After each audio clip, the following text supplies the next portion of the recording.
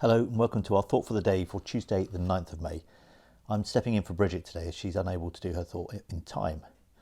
Now our reading today is from the book of 1 Peter, which Kathy started us on yesterday, when she explained how Peter had written this letter to encourage believers who were dispersed across Asia as they were facing persecution under the Roman Emperor Nero. Kathy also said how the first part of the letter is on the theme of hope. So our reading today is the second half of the first chapter, beginning at verse 13, and this one is on the theme of being holy. Therefore, with minds that are alert and fully sober, set your hope on the grace to be brought to you when Jesus Christ is revealed at his coming. As obedient children, do not conform to the evil desires you had when you lived in ignorance, but just as he who called you is holy, so be holy in all you do. For it is written, "Be holy, because I am holy." Since you call on a Father who judges each person's work impartially, live out your time as foreigners here in reverent fear. For you know that it was not with perishable things such as silver and gold that you were redeemed from the empty way of life handed down to you from your ancestors, but with the precious blood of Christ, a lamb without blemish or defect.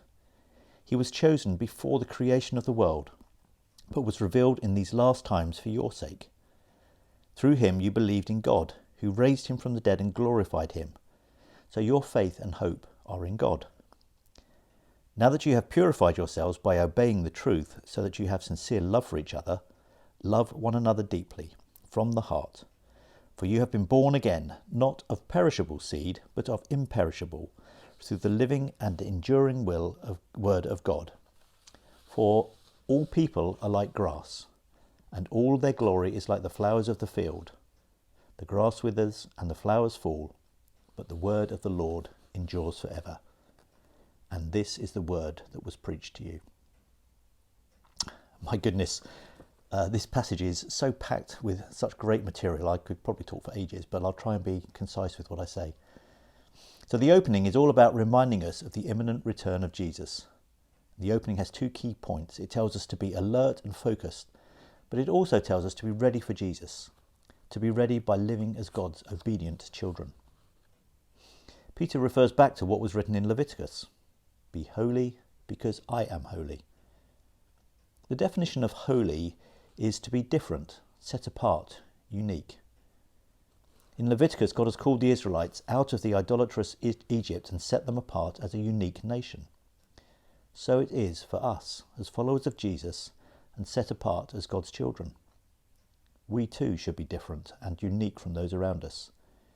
We should be identifiable to others by how we live our lives, by our moral standards, by our compassion and our love for our neighbours, love in a sacrificial way. It also talks about living in reverent fear. How we live should always show a healthy respect for our all-powerful God. As God's children, we have a privileged status. This does not allow us to do whatever we want. We should not behave as spoiled children, but as grateful children, thankful for everything God has provided us with, showing our love for him through how we demonstrate that gratefulness. And then Peter goes on to talk about Jesus' sacrifice for each of us, as portraying and for each of us by portraying Jesus as the sacrificial lamb. It's a wonderful passage explaining how it was always in God's plan, that it was not an afterthought that God decided to do what he needed to do with Jesus when the world was out of control, but something that God knew would be needed even before he created the world. We must never lose sight of that sacrifice Jesus made and how it has always been planned by God to save us.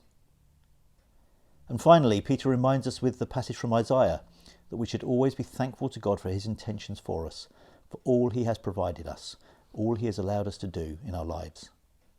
We are reminded that everything in our earthly lives will eventually fade away, that it will disappear. Only God's will is permanent. His word and his work are the only truly important things.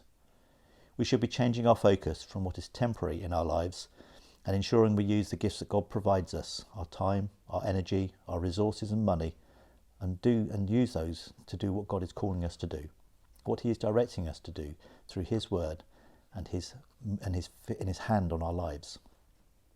So my challenge for us all today is for each of us to take time to listen out for how God is calling us, each one of us, to focus on what he wants us to do, how he wants each of us in our own way to be unique and different in how we live out God's plans for our lives, focusing on what is permanent and letting go of what is temporary and irrelevant, because that will all wither away like the grass. Thanks for listening. I hope you all have a blessed and faith-filled day.